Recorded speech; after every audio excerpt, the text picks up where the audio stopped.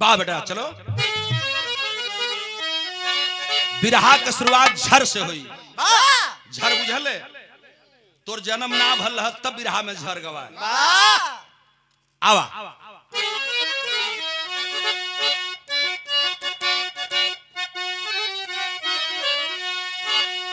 है भारत देश निराला जो कि सब देशन में आला, जहवा सत्य शिरोमणि एक एक थी नार।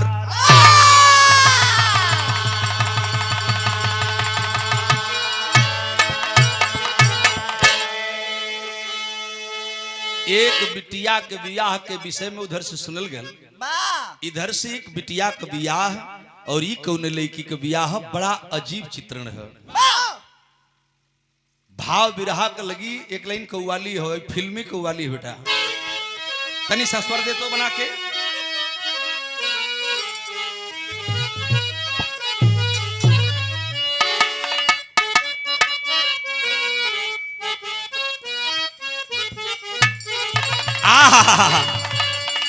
कि जवन रे देशवा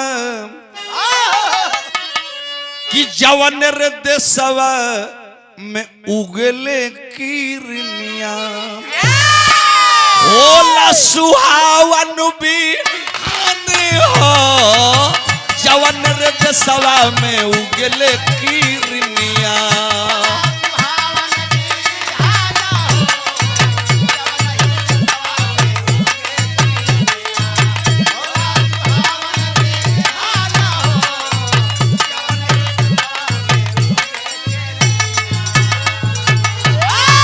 जवन रे देशवा में उगले किरनिया होला सुहावन बिहुन।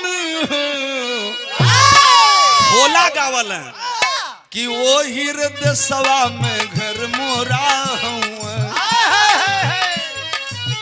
ओ हीर देशवा में घर मोरा बाटे। नौवा परल हिंदुस्तान हो, वो हीर देशवा में घर मोरा हुए।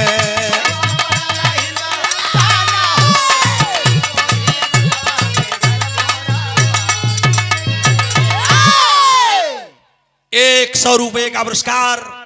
दूसरा पुरस्कार हमारे भोला बाबू, सामने मकान है बड़का भैया, तो से फोन पर बात करके पैसा का इंतजाम कैले हुआ, भर रात दी है। बिरहा कितना सुघर है, कौन लड़की की बात है। भाव तरह देखा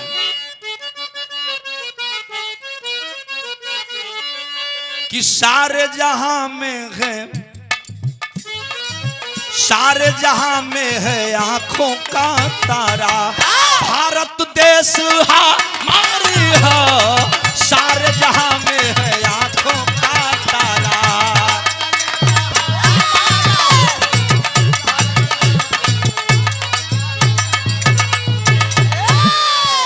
बिरहा कितना सुघर है, तनी से गौर करबी। कौना लड़की के बाद चर्चा कर जाती, भाव लगल बेटा, शायर का संगत लगी।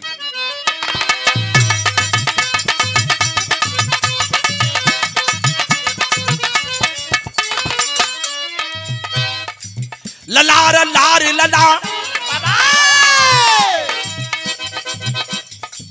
जहां की देवियां मैदान बीच जंग करें, जहां की देवियां मैदान बीच जंग करें, सवार छोड़कर दुश्मन का फीका रंग करें।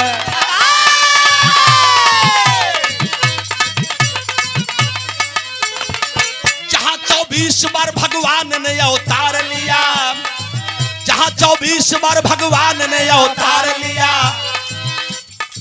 दुष्ट संहार करके भक्तों का उद्धार किया।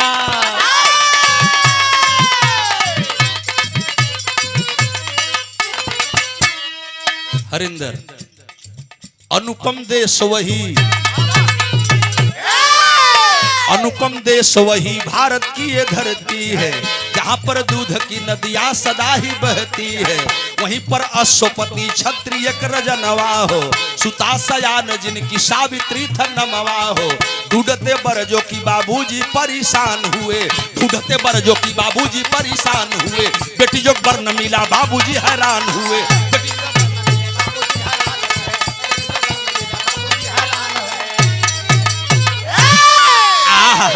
राजा अश्वपति सेन महाराज का नाम आप लोगों ने सुना होगा मेरे बाबूजी। राजा अश्वपति सेन महाराज के इकलौती बेटी नाम रहल सावित्री। राजा का लड़की है सयान हो गई, राजा के चिंता हो गई, बियाह कर दें, लड़का खोजे लगल। तीनों लोग 14 भुवन में लड़का खोज गल, बेटी जोगे दुल्हा मिलवन कई। राजा कपार धर के आए के घरे बैठ गए। सावित्री देखली बाबूजी उदासल हुआ, गईली पानी लेके कहली बाबूजी का हो गल? कल बेटी अनर्थ हो गल। लगत बात दुनिया में तोहरे जोगे कहीं बर न हो, दुल्हा न हो, और हमार बेटी कुंवारे रह जाई, बड़ा चिंता का विषय हो। राजा चिंतित हुए, बेटी समझा रही है राजा की जी न मनल। वो मंत्रिमंडल को बुला लिए और मंत्रिमंडल बुला करके एक फैसला कर लिए कि अगर जे जौने लड़की का दुल्हा न मिले ओकर एक ठे विकल्प बा। राजा कलन की कौन विकल्प बा? तो मंत्री लोग बतौलन, दरबारी बतौलन कि बेटी को आज्ञा दे दिया जाए कि ये अपने बर का वर्ण कर ले, यानी अपने पति का चुनाव कर ले, जेके ही अपन पति मान ले वही से कर बियाह कर दे। राजा आज्ञा दे देहला सावित्री की कि बेटी जाओ और दुनिया में घूम करके तू अपना पति खोज लो, जिसको अपना पति मान लोगी उसी से तेरी सगाई हो जाएगी। यह फैसला हो गल संदीप बाबू। तब भैल का बिरहा में गीत लगल, गीतिया कौन लगल? राजा कहत हुआ दुल्हा खोजे खातिर। देखो दुल्हा खोजे वाली तरज लग गई विमलेश।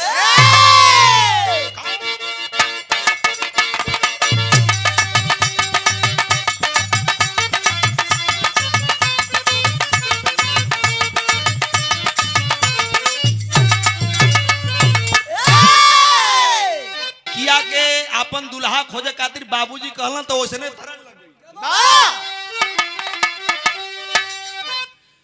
कि हो यहाँ जो कता हो, अरे हो यहाँ जो कता हो लखत होई है रे गल डाली के रुमलिया, अरे गल डाली के रुमली, अरे झुमत होई है गले डाल के रुम, हाँ झुमत होई है गले डाल,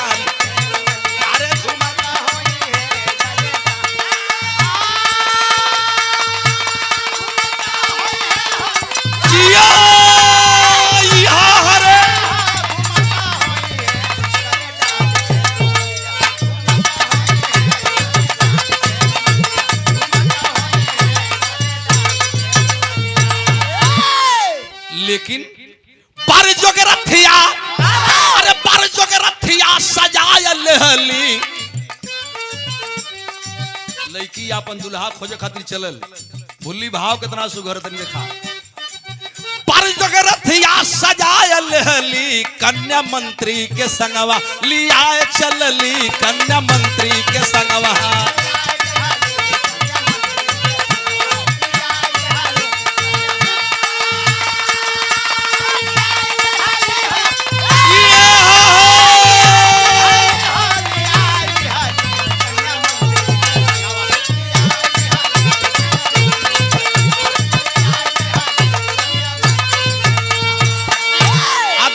विदेशवा में घूम कुमारी,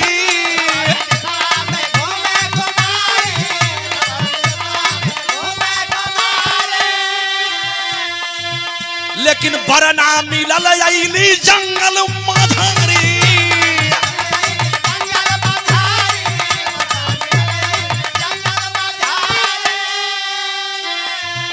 अरे किस्मत पर अपने पछताए चलली, रानी मंत्री के संगवा लिया चलली, रानी मंत्री के संगवा।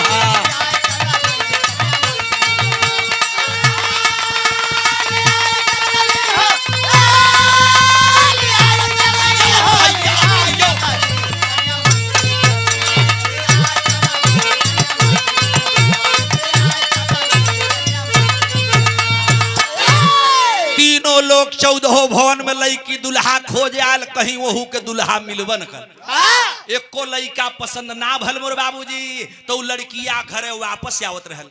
और जब लड़किया मायूस होकर घर आ रही थी तो जंगल के बीचों बीच रास्ता रहल, जैसे हमरे भैया के बिरहवा में रहल, जंगलवा में रास्ता रहल, डहरिया पकड़ के जात रहल, तो लो जंगलवा में ठेक करिश्मा हो गल, वहर इनार भेटा ली।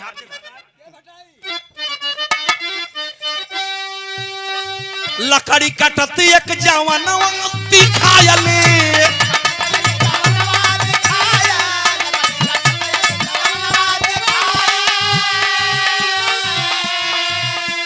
सतिया का मन लकड़ी हारा पर आयली।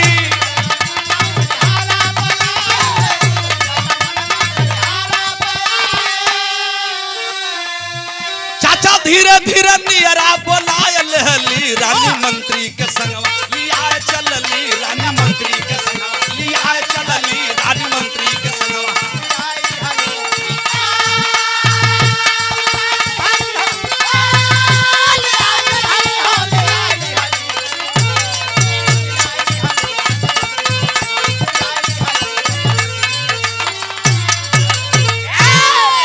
500 रुपए का दूसरा पुरस्कार हमारे भुल्ली बाबू, हमारे बड़े भैया सुख दुख के साथी, जो हमारे केशव भैया चक्की वाले हैं, उनके भाई हैं, भाई तो सम्मान आए, हार्दिक नमो बुद्धाय जय भीम। कहीं लड़का न मिलल, लड़किया पछताए करके वापस आवे लगल। जंगलवा में जब रास्तवा पकड़ के आवत रहल, एक ठे सूखल पेड़ रहल, वही पेड़वा पर ठे लड़का लकड़ी काटत रहल। मंत्री जी के देखलस, कलम मंत्री जी रथवा को रोक दीजिए। और जब मंत्री जी रथ रोकलन तो लड़की का निगाह वो लड़का पर गई, और जब नीचे बुलाती है आ कह लगल तुम्हारा परिचय क्या है। तो बिरहा सुनने वाले श्रोता बंधु दिमाग इधर उधर न हो, लड़का लड़की में बात होखे लगल। वो पूछत बा कि हमार परिचय जान के का करबू। तब वो लड़कवा और लड़किया से बात होत बा। लड़किया पूछलस कि जरा अपना परिचय बताओ, तुम कौन हो। कहलस कि का हो देखत नहीं खा, हम टांगी ले ले बानी, लकड़ी काटत बानी, लकड़ीहारा हैं, आदिवासी हैं, जंगल का वासी हैं। अब पूछत हो कि तू के हुआ, तो सुनो हम बतावत हैं। वो लड़कवा बतौलस का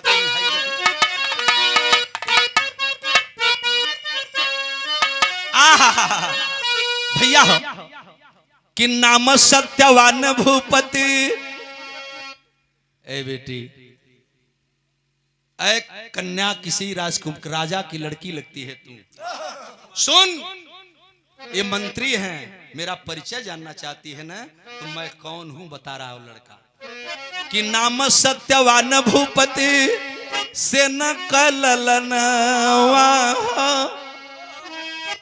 काटी करके लकड़ी बीताईला जीवनी। अंधी अंधा माई बाप राजा पाट छिनी गईल, ऐसा न समैया की भड़ली परिसनी। त्रिया मन मन गुण, उन्हें लड़कवा परिचय बतावत है। आयने त्रिया मन मन गुण, वही सत्यवान के बर चून। पूछली नक्षत्र पता मन मोहिरनी।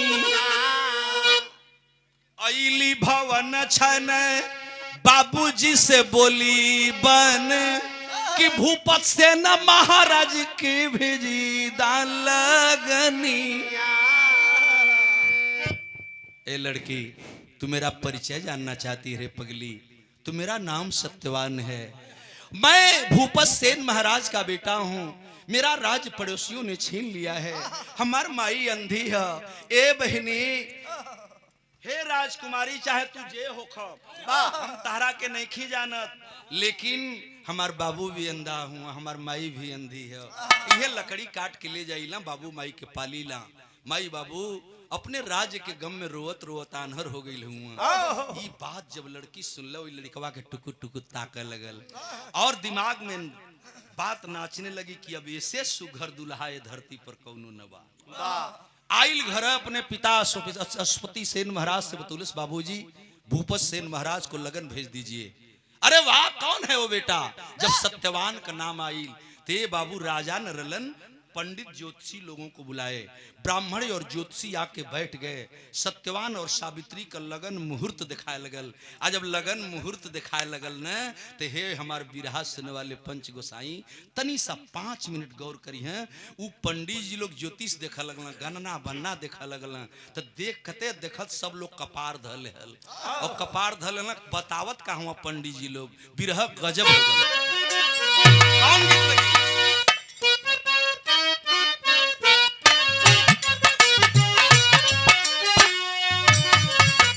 यह तर्ज है। झाझर मड़ुआ जनिछ वही हाय बाबा हो, झाझर मड़ुआ जनिछ वही हाय बाबा हो, लगी है सूरजावा का ज्योति हो। झाझर मड़ुआ जनिछ वही हाय बाबा हो, लगी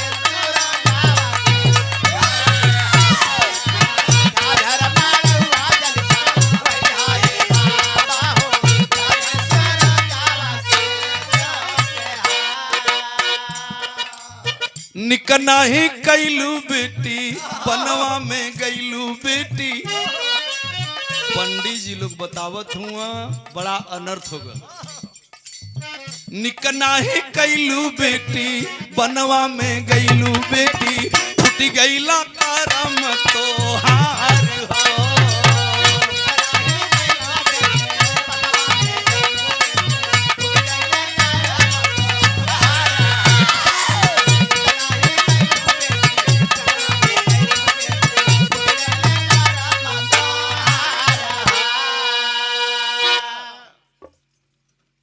सोनवर्षा के धरती से ये सादर 200 रुपए का पुरस्कार आया है। सम्मानित सुधीर मास्टर साहब आपकी तरफ से हार्दिक नमो बुद्धाय जय। माननीय अरविंद कुमार जी हमरा कुंडा के धरती से सिपा कुंडा ये सादर सम्मान आए हैं 200 रुपए का। हार्दिक नमो बुद्धाय जय भी। पंडित जी लोग बतावत हुआ अनर्थ हो गल बेटी, ये का कर देले रे तू, के दुल्हा मान ले ले, अब वो से अपन फैसला वापस ले। लड़कियां खड़ी है कहल कि का हो गल। बाबूजी कहले हूँ कि जैसे जेके तू दुल्हा मान ले वही से बियाह कर दे, तो हम दुल्हा चुन के आल नहीं, का बात है बतैबा लोग। तो पंडित जी लोग बतौल का तनी सा भाई बिरहा देखा। मांगी का से नूरावा सत्य वान जो होई है हो, मांगी का से नूरावा सत्य वान जो होई है हो, लुटी जाई हाजी निगी तो हारी हो।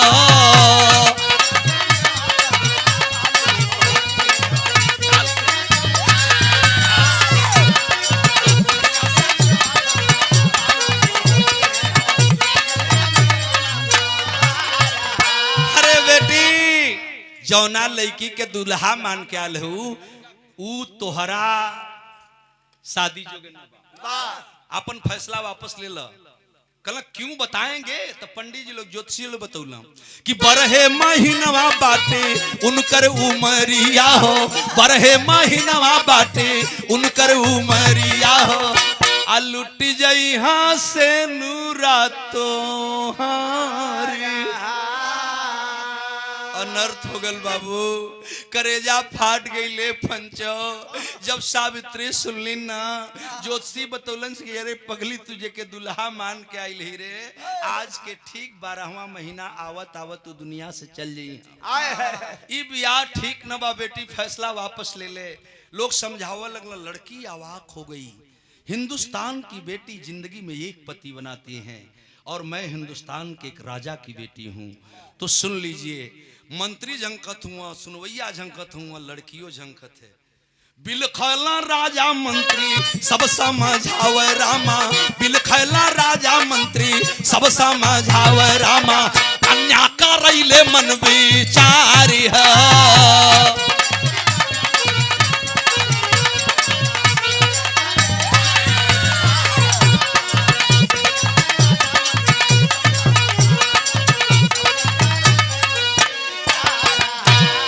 सोचने लगी और 2 मिनट खामोश रही। बैठ जाओ संदीप बाबू। 2 मिनट खामोश रहल, खामोश रहो के अपने बाबूजी की तरफ मुखातिब भइल। कहले पूज्य पिताजी अपनी बचन का ख्याल करिए, बिरहा में बड़ी नीक तर्ज लग गई। कौन गीत?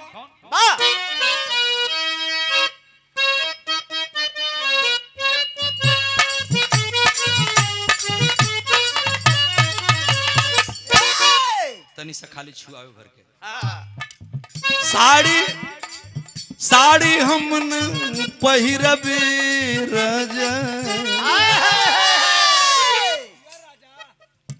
लक्ष्मी जी देखा बिरहा बहुत सुन ले हो गौली।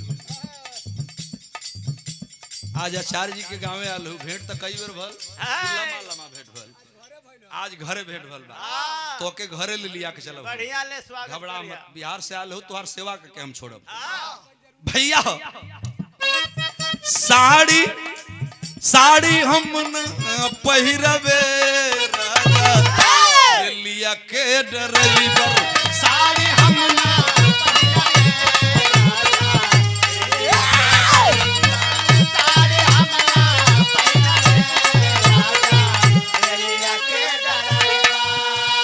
लाल जी मिस्त्री सोनबरसा भैया को नमस्ते प्रणाम सलाम हार्दिक नमो बुद्धाय। बिरहा कितना नीक हो गल। कन्या कन्या फैसला सुनाए होई बाबूजी, अब हमार बियाह जब होई तो सत्यवान से होई। तोहार लड़की है, तू हमके पाल पोस के सयान कर दिला, अब तू बियाह कर दा, हम दुल्हा चुन ले।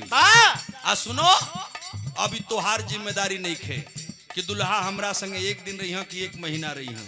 तू बियाह करके हमके उनके घरे भेज दा, उनका मड़ई के घर बाकी खपड़ा के बाकी बिल्डिंग बा, ऐसे तहार मतलब न बा। लड़की टाइट हो गई और उसका फैसले पर राजा को झुकना पड़ा। अये बाबू है भल जो आप लोग जानत हैं। कन्या फैसला सुनाए होई गैली सगाई, गैली सासुरे में आए होई, गैली विदाई गैली सासुर।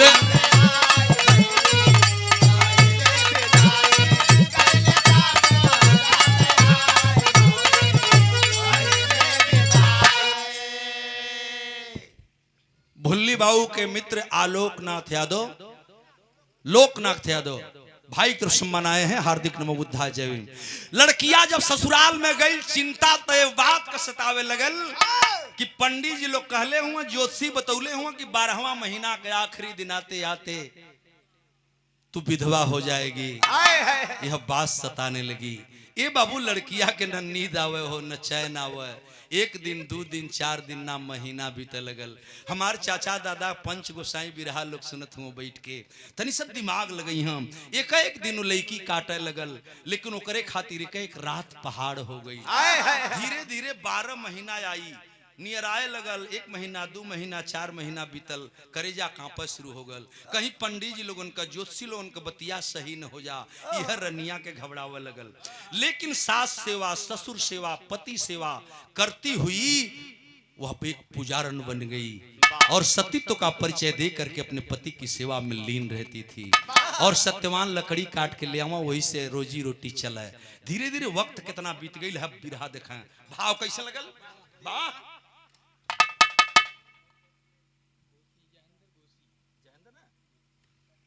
हमारे बड़े भैया जयेंद्र भैया घोसी के धरती से सादर सम्मान आयल है। नमस्ते पाम सलाम जय भीम नमो बुद्धाय।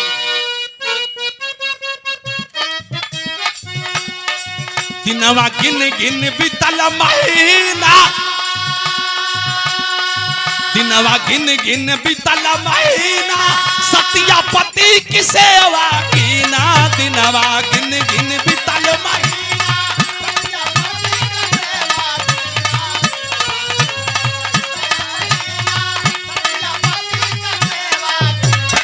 चाचा बजर पर गल हो गईल दिन में नियराय रनिया। चाचा 1 महीना 2 महीना 6 महीना 9 महीना बीत गई। 10वां जब लगल करेजा कांपे लगल। 11 महीना बीत गई। 12वां महीना के आखिरी दिन जोड़े खातिर 1 दिन 2 दिन 25 दिन बीत गई। अब तो और बेचैन है लड़की, लेकिन दिल के अंदर एक बहुत बड़ी उमंग है। और सोच क्या है उस लड़की की, सतीत्व के बल पर वो लड़की बात कहने लगी। भाव विरह के लगल।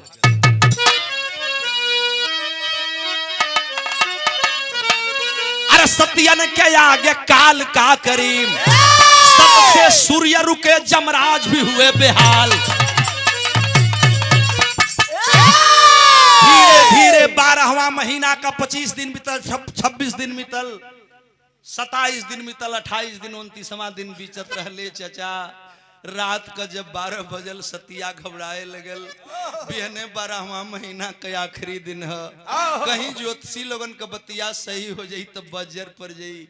सबेर तो हो गई, नहा धो के पूजा पाठ करके सत्यवान टांगी उठोलन पंचो। कुल्हाड़ी जैसे लकड़ी काटल जला उठौलन टांगी लेके चल देलन। आज यूं ही दुई फाल गईलन है, लड़किया आगे पहुंच गई, दोनों पैरवे धय के छान लेलस। कल पतिदेव, कल क्या बात है सावित्री, ऐसा क्यों, तू तो रोज ऐसा नहीं करती थी। कल स्वामी हमारे एक इच्छा है, आज लकड़ी काटे न जाए के है। लकड़ी काटने नहीं जाऊंगा तो क्या खाओगी, क्या बाबू खई है, का माई खई है, का तू खईबू।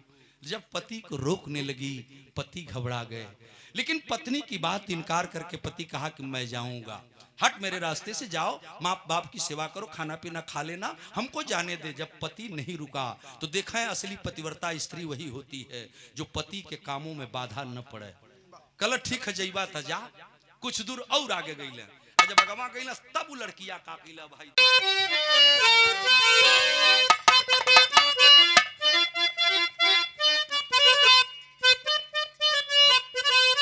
जल्दी में रहा तो काम बिगाड़ ना, पहले कले खाली हमके तनी से छुआ के देबे तो हम लहा ले, छुआवे खाली जगह तो चाहिए, यह करत कर जिंदगी बीतत है भैया। कि लकड़ी काटन चली भैला, लकड़ी काटन चली भैला, जावा नवा मनवा धड़कला। आ सतिया कहल सहमहू चलबू, सजनवा मनवा धड़कला। ना मनवा जइबे करवा, तो जब जई के है ना तो हमहू के लिए ले चला। तो सत्यवान समझावे, लेकिन सतिया पीछे आई हो। आ चढ़ा पेड़ पर लकड़ी काटन, माथा गए चकराई। सतिया समझे मौत का कारनावा, मनवा धड़कला। आये पंचोलीटा जंघे पर सत कवर, दिया नवा मनवा धड़क। जो ही सत्यवान पेड़ पर चढ़लन, एक टांगी लेके एक छेव मरले रहलन। चचा चक्कर आ गई, आवाज आ गई, प्यारी सावित्री जरा मुझे बचा ले रे पगली। बाबू कैसो कैसो नीचे आने लगा, स्वामी आप नीचे आ जाओ। सावित्री तो जानती थी, समझ गई कि पति की अंतिम घड़ी आ गई। ए चचा सत्य सुमिर करके एक सत्य का दीपक जलाती है, जंघा पर पति का सिर रख करके सहलाने लगी। पुराण बतावाला गौरी शंकराचार्य नहीं लिख रहा है, पुराणों में लोगों ने लिखा है, विद्वानों ने लिखा है कि उसी समय सर को सहला रही थी, जमलोक से जमराज चल दिए सत्यवान का प्राण निकालने के लिए। लेकिन चुटकी भर सिंदूर की लाज को बचाने के लिए सावित्री अपने पति को लेकर के बैठी है। बिरहा गजब हो गल। कैसे बेटा?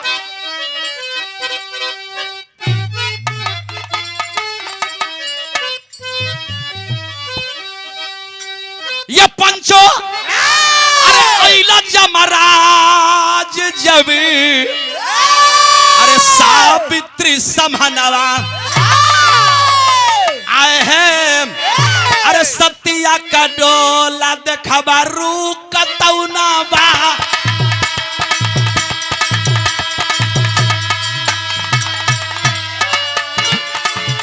भैया सतिया का डोला अब रुकतौना बा।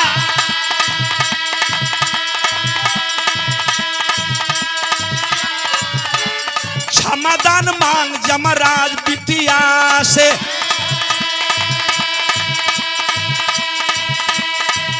अरे पहली बारी हथवा जब दिहला बाढ़ा तोले अगिया कलपट उठल दिया ना से।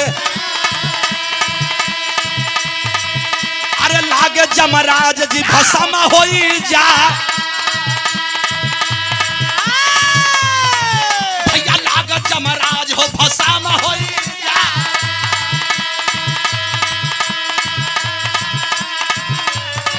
यारे क्षमादान मांग करके प्राण के निकला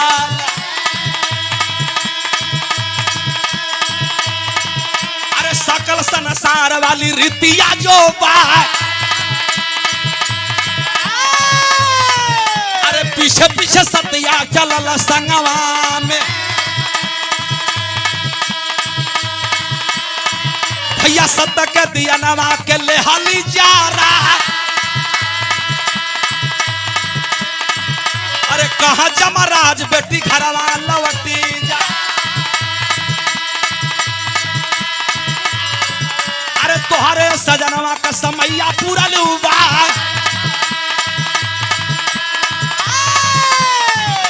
सतिया कहले हमारी अधूरी जीवनिया अरे सैया बिना कैसे कहिया रवा माना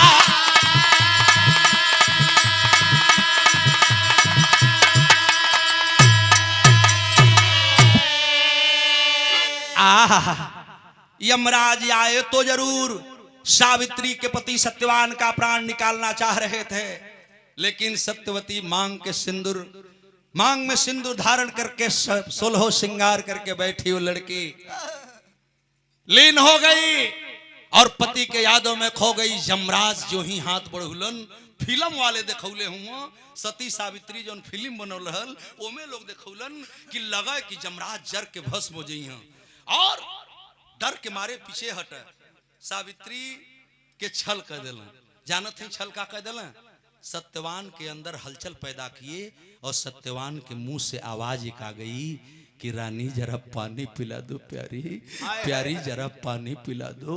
आज जब पति पानी मांग दिए पत्नी बेचैन हो गई जवन गर्दनिया मुड़िया गोड़वा पर धई के बैठे रहल ओकरा के नीचे धई दिलस और ध करके पानी ले आवे खातिर गई ले पंचो आइए चचा चारे फाल पर एगो डबरा रहल वही जा जब बढ़ के गई वही डबरा में से पानी निकाल के जो ही पीछे मुड़ल आ तौली यमराज प्राण निकाल चुके थे लेके भागा शुरू कैला।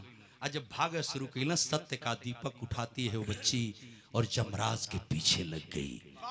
नहीं यमराज नहीं, ये मेरे मांग के सिंदूर हैं, ये मेरे पति हैं और तुम ऐसे लेके नहीं जा सकते। मैं इनकी अर्धांगिनी हूँ, ये मेरे अर्धांग हैं, मैं विधवा हो जाऊंगी, ये ठीक नहीं है। यमराज पर क्रोधित हो गई लड़की। यमराज कांपा लगला, बेटी लौट जो कहला कि ना जाई, ऐसे कैसे जाई, कैसे जियब। तब यमराज कहला कि ना जीवी बेटी तो एगो काम कैले। आज यमराज कहला का तनी अब भाई देखो, कहला यमराज की ना मनबी तो एगो बात कैले।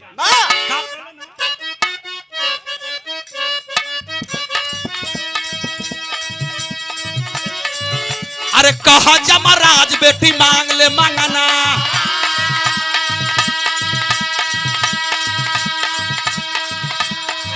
भैया बोले यमराज बेटी मांग ले मांगना।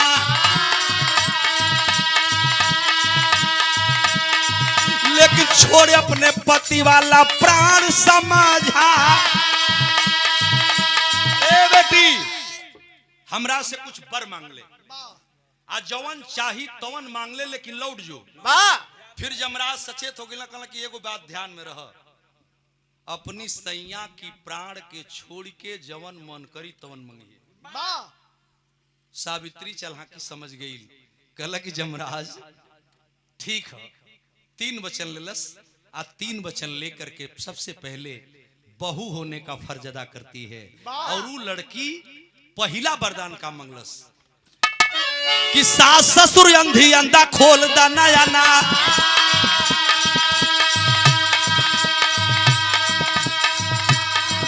अरे सास ससुर अंधी अंधा खोल दा नया ना।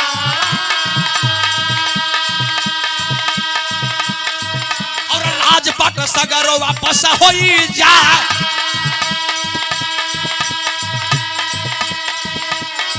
अरे ये मस्त कही के जमराज चली दहल आ सतिया का डोला फिर रुकतऊ न बा। अरे सतिया का डोला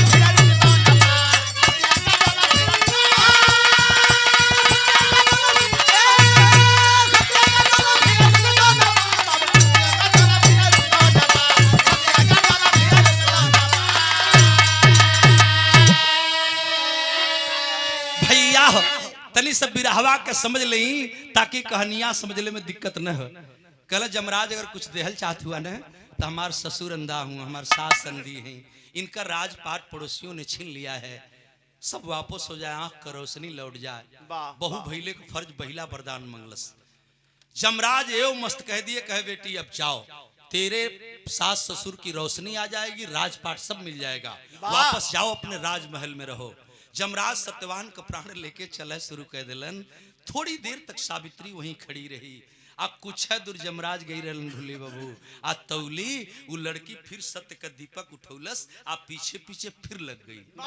कुछ दूर जमराज गई ना, जब मुड़ के देखल कवि जी, जब मुड़ के ऐसे देखल तो देखल पिछवा की ई लड़किया गई नहीं। कल कारे बेटी ते जैवी नारे जो कल कैसे जाई हो, कल का बात है। तब वो लड़की कहले रहल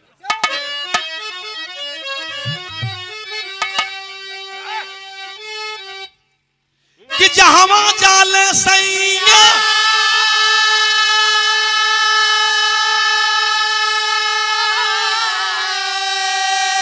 चला लिया बाबूजी काहे बेटी कह के घरवा मोर जराई बाबूजी।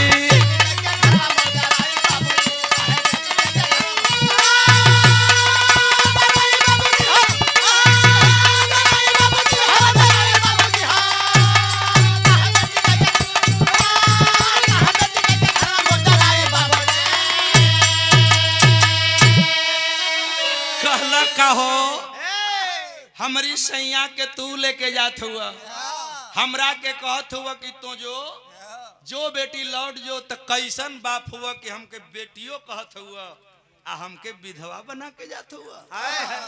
हमारी सैया के तू लेके जात हुआ, हमके लौटे कहत हुआ, कैसन बाप हुआ। जमराज कांपने लगे, निकल पड़े आगे। फिल्म वालों ने दिखाया कि जब कुछ दूर अगवा गईलन न ये चाचा, अग्निकुंड पड़ल और अग्निकुंड पार करने के लिए जमराज तैयारी करने लगे। आतोली सावित्री पीछे हाजिर हो गई।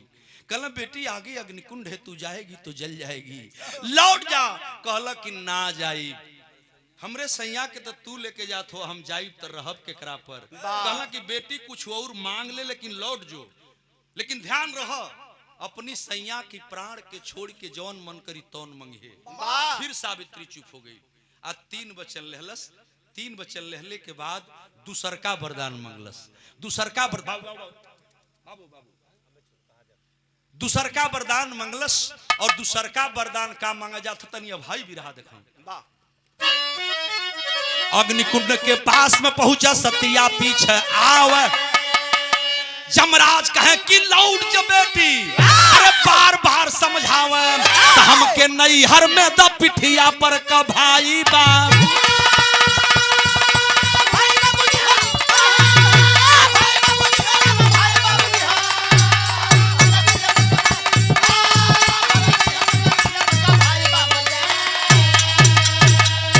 जमराज अगर आप कुछ देना चाहते हो तो दूसरा वरदान मुझे यही चाहिए। हमारी माई बाबू के एको संतान नहीं के, हम अकेले लड़की हैं, हमरा के एगो भाई मिल जा, माई बाबू का बुढ़ौती का सहारा हो जा, लाठी के एगो भाई हमके दे दो।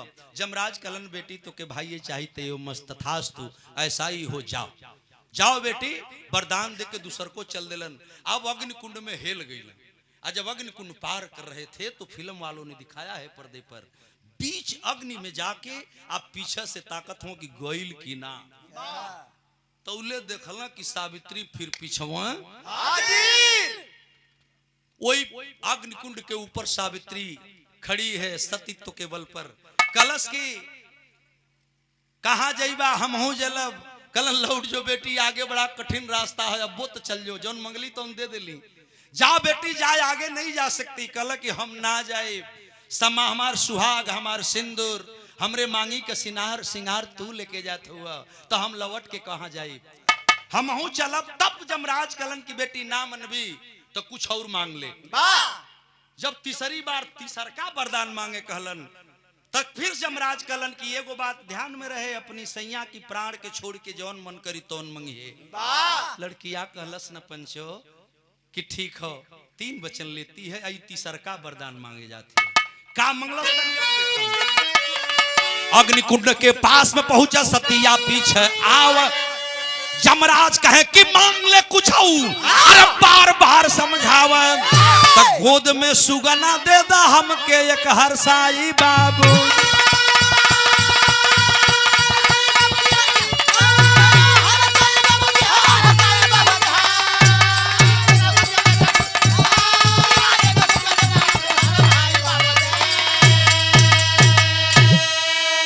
ये बेटी तीसरा वरदान भी मांग ले। सावित्री तीसरा वरदान मांगती है, जमराज अगर देना चाहते हो तो मेरे पति का प्राण नहीं दोगे ना तो मुझे वरदान दे दो कि मैं पुत्रवती हो जाऊं, हमरे गोदी में को लइका हो जा।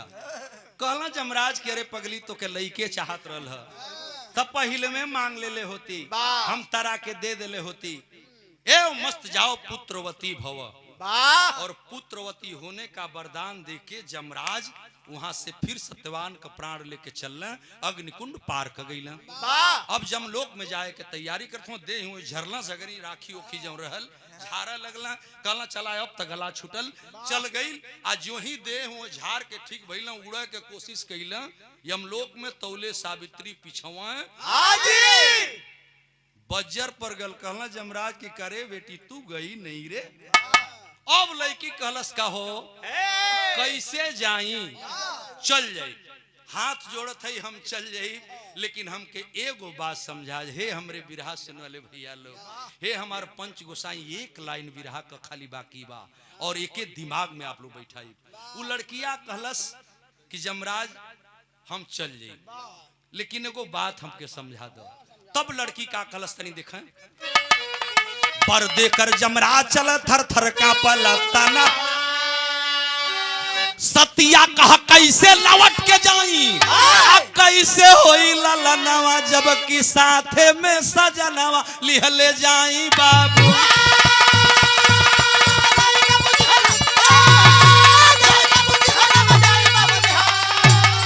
जबकि साथे में सजनवा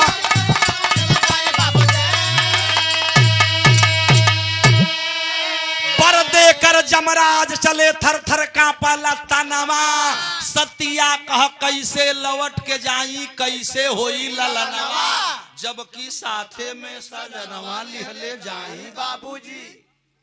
कहो तू हमके वरदान देले हुआ कि लइका होई, आ हमारी सैया के तू लेके जात हुआ तो लइकवा कहाँ से होई? धुरियंडा। अरे घोड़ा धुरियंडा, जमराज के मार दहल हो जा ठंडा। अरे जब ठंडा मार दहल तो बंडा का छिलिया घोड़ा वो जा कंडा हो गई। कहल बेटी तो फंसा देली रे, अब तो बना देली कमुआ। जिंदगी में कबो वरदान न देली, वरदानो देव कैली तो तू फंसाई देली। यही तरह एक बोल लइका साला मंगरुआ फंसौले रह। अब वो बात के छोड़ डालो, विराह मार खत्म हो गई। अंतो गत्वा जमराज हाथ जोड़ करके माफी मांगे और सावित्री के पति को वापस करते हैं। सदा सुहागन रहो, यही आशीर्वाद आज के यह विवाह में गौरी शंकराचार्य ही नहीं, नंदलाल रवि ही नहीं, लक्ष्मी प्रियदर्शी नहीं, इतने श्रोता घराती बराती सारे लोग उन बच्चों को दे रहे हैं। जवन दुल्हा और दुल्हन बिटिया रानी हैं, ये जोड़ी सलामत रहे, सदा सुहागन रहे। इसी के साथ सतीत्व के पर्चे पर अपने पति को लेकर के वापस आती है सावित्री। बिरहा के आखिरी लाइन होगा। गुरुदिल मोहम्मद राम सेवक सिंह रामदयाल विख्या, कभी गया लाल जगलू यादव जगधारी से। अरे सत्यन के आगे काल का करीब, आचार्य गौरी शंकर से जान मिलई हदाल। सत्यन